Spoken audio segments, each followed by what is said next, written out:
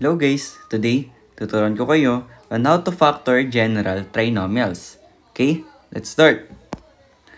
Trinomials of this form are the product of two binomials having leading coefficients of 1. Consider the illustration below where the FOIL method is being applied in multiplying two binomials having leading coefficients of 1. So we have here the given x plus 1 multiplied by x plus 2.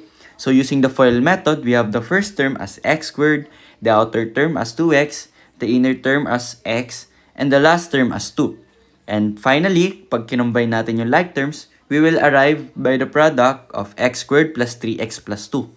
Wherein, kapag in-examine mo closely, etong 2 is the product ng ating last term, or ng 2 and 1. And itong 3 naman, na coefficient ng ating middle term, is the sum naman ng ating 2 and 1 or yung ating last term. So by that, we can conclude na using the FOIL method pala, wherein the leading coefficient ng ating 2 binomial is just 1, yung last term niya is just the product ng ating last term. Okay? Or rather, yung final answer natin is just the product ng last term, and yung middle term naman natin na coefficient is yung sum naman nila. Okay? Ngayon, bakit ko sinasabi to? Okay, so let's proceed para malaman nyo ba't ko sinasabi to. Okay, so notice that the coefficient of the middle term is the sum of the last terms of the two binomials. And the third term naman is the product of the last terms of the two binomials. So if you are going to factor trinomials of the form ax squared plus bx plus c, where a is equals to 1, you will reverse the FOIL method. So ngayon daw, to factor yung general trinomial natin, no? I-reverse lang natin yung FOIL method. So, how can we reverse the FOIL method? So, these are the steps in factoring this trinomial. So, our first step is find two factors with a product equal to the last term of the trinomial and a sum equal to the middle term of the trinomial. So, ang sinasabi dito sa first step natin is i-examine natin yung last term ng ating given trinomial. Okay? Ngayon, yung given trinomial natin, yung last term niya, ifa-factor out natin siya. Wherein ang product niya pa rin dapat is yung ating last term. And kapag inad mo naman yung dalawang factor ng ating last term is dapat yung ating coefficient ng middle term yung lalabas. Okay? So, ganun lang siya. And lastly, write the factored form of the trinomial following the pattern x plus minus first factor multiplied by x plus minus second factor. Okay? So, medyo nagugulan siguro kayo dun sa mga terminologies and sa mga statement na nabanggit. Pero, para mas maintindihan nyo to, let's dive into some examples. Okay, so for our example number 1, factor x squared plus 7x plus 10. So, dito na natin i-apply yung two steps natin. So, first, hahanap tayo ng factor ng 10. So, basically, pag factor ng 10 naman, kapag pinag-multiply mo, dapat 10 yung lalabas, di ba? Pero ngayon, pag naganap tayo ng factor ng 10, kailangan pag pinag-add natin yung factor na to, kailangan 7 yung lalabas. Positive 7. Okay? Para mahanap natin yung factor niya. Okay? So by that, pwede nating i-factor yung 10 as 1 times 10. Pwede ring 2 times 5. Pwede ring negative 2 times negative 5. Di ba? So, yan yung pwedeng mga possible factor niya. Okay? So, ngayon, i-add natin yan isa-isa. Kailangan 7 yung lalabas. Kung ano yung 7 yung lalabas dyan, yun yung dalawang gagamitin nating last term in the form nung kaninang x plus minus first factor multiplied by x plus minus the second factor. Okay? So, etong 1 tsaka 10, pag pinag-add mo yan, so meron tayong 1 plus 10. That is equal to 11. Which is hindi equal to 7. So, this first factor na 1 and 10, mali na agad siya. Okay? Hindi na agad siya yung sagot natin. Ngayon, yung 2 times 5 naman. So, ang pag minultiply mo yan, 10 yan. Ngayon, pag pinagad natin yan, so we have 2 plus 5. Ang lalabas dyan is 7. Which is the same nung ating middle term na positive 7. Okay? Ngayon, check pa rin natin yung isa pa. Etong ating huling factor. So, this is negative 2 and negative 5. So, pag pinagad natin yan, negative 2 plus negative 5, that is equals to negative 7, which is the same nga, kaya lang negative naman siya. Negative siya. So, hindi na yan yung ating factor. So, by that, mali din to. Okay? So, ngayon, in conclusion, ito yung ating magiging factor, 2 and 5.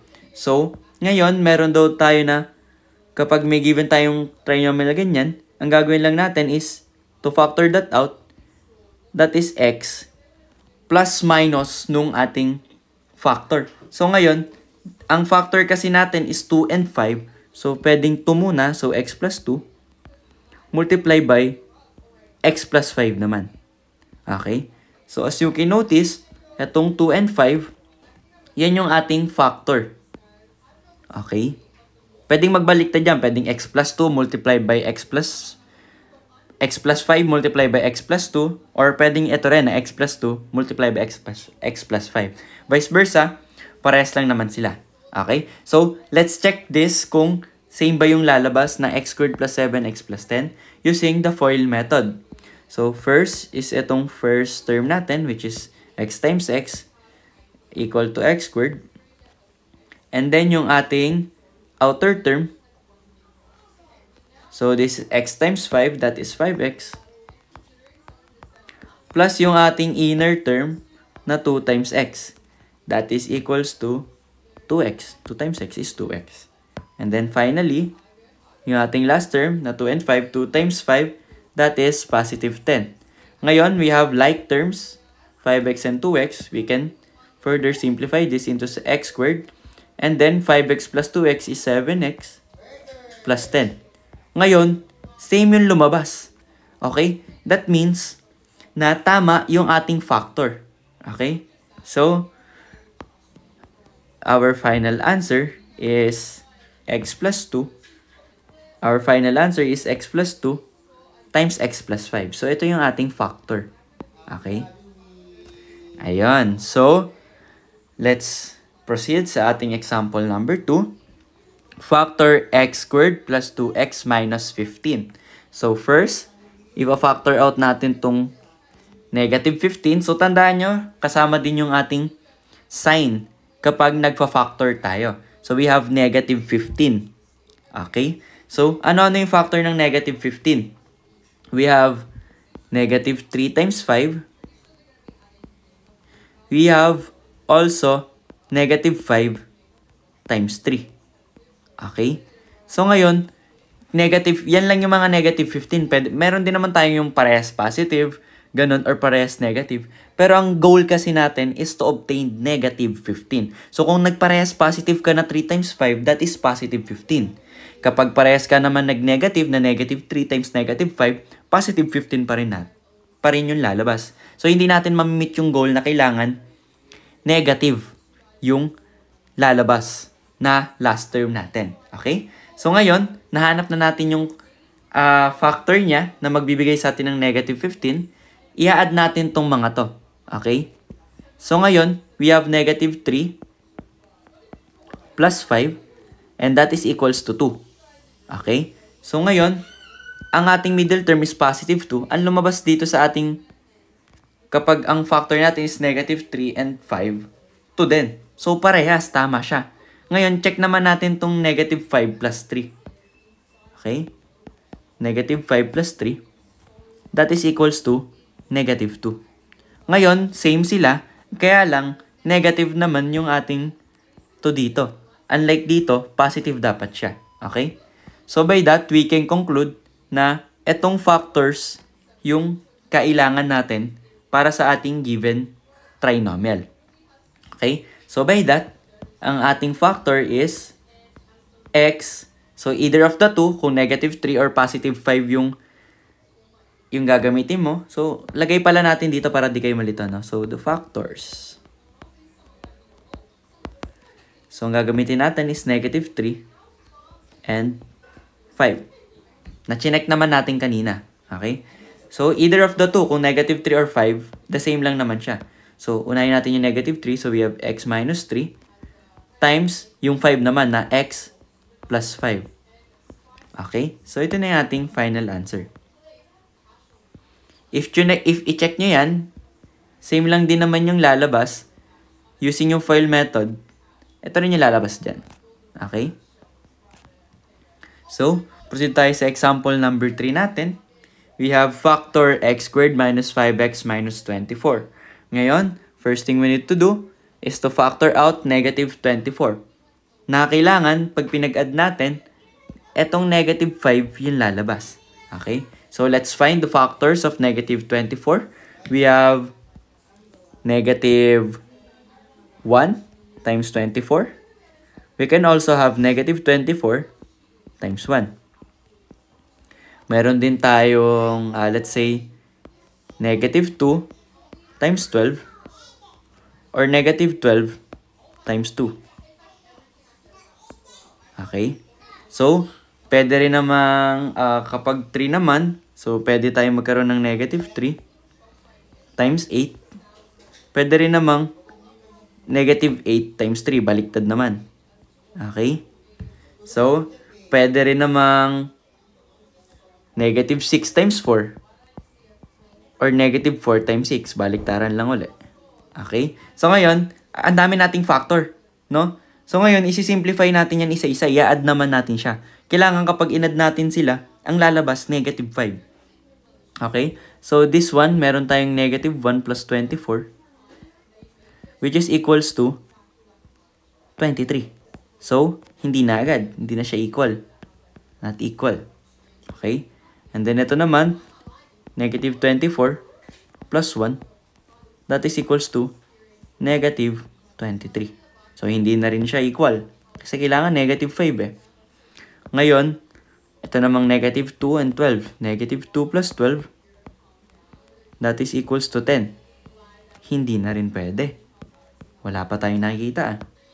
So, next, ito naman. So, napasobra pala tayo dito ng 1. This is negative 12 plus 2, which is equals to negative 10. So, hindi na rin siya equal. Kapag dating naman dito, negative 3 plus 8, that is equals to positive 5 naman. So, kamuntikan na. Kaya lang negative 5 kailangan natin eh. Kaso 5 lang lumabas dito. Ngayon, check naman natin kapag yung negative 8 naman yung negative. Or rather, kapag yung 8 naman yung may negative. So, this is negative 8 plus 5. This is equals to, or rather, negative 8 plus 3. This is equals to negative 5. Ayun, nahanap na natin yung ating factor. So, our factors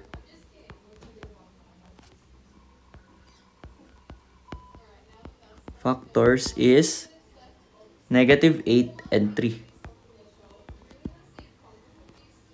Okay, ito yung ginamit natin.